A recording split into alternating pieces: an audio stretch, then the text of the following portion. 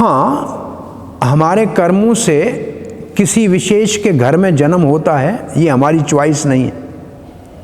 गाड़ी आप अपनी चॉइस की ले सकते हो, लेकिन माता पिता किसके घर में जन्म लेना है ये आपकी चॉइस नहीं। देव नेत्रेण, ये तो डिवाइन विजन से हमारे कर्मों के आधार पे किसी के घर में जन्म मिलना है, कितनी एजुकेशन लेनी है, ये तो सारा पहले से ही, इसको कहते हैं कर्म, इसको आप कहें जेनेटिक, आज की भाषा में हम कहते हैं कर्म और मॉडर्न भाषा कहती है जेनेटिक।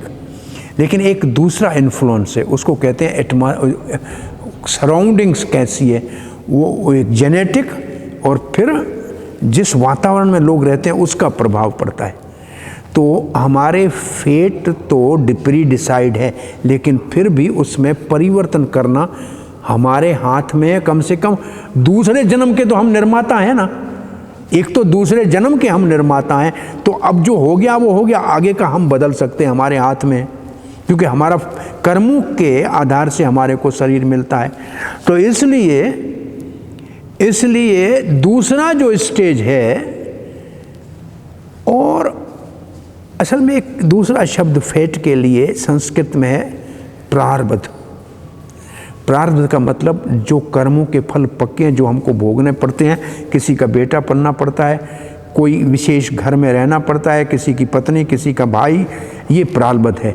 लेकिन भगवत लीला में प्रारब्ध भगवान की भक्ति से बदलता है।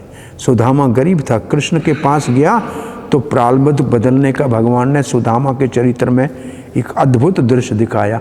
रूप गोस्वामी कहते हैं कीर्तन में ताली बजाने से हाथ की लकीरें बदल जाती हैं, भगवान के सामने माथा टेकने से ये माथे की लकीरें बदल जाती हैं।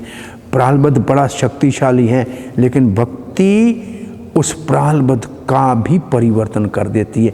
शेष थोड़ा सा मृत्यु तक का काम रहता है, वो पूरा हो जाता है। सामान्य लोगों का सारा कुछ फेट डिसाइडेड है, लेकिन भक्त अपने फेट को अपनी इच्छा से बदल सकते हैं, भगवत संकल्प से, भगवत कृपा से उसमें परिवर्तन। और सभी अपने दूसरे शरीर के लिए तो तैयारी कर ही सकते हैं। तो इसलिए दो शब्द हैं, पुरुषार्थ, प्रारब्ध। प्रारब्ध का मतलब फेट, पुरुषार्थ का मतलब आपके हाथ में क्या है जो अभी करेंगे आप।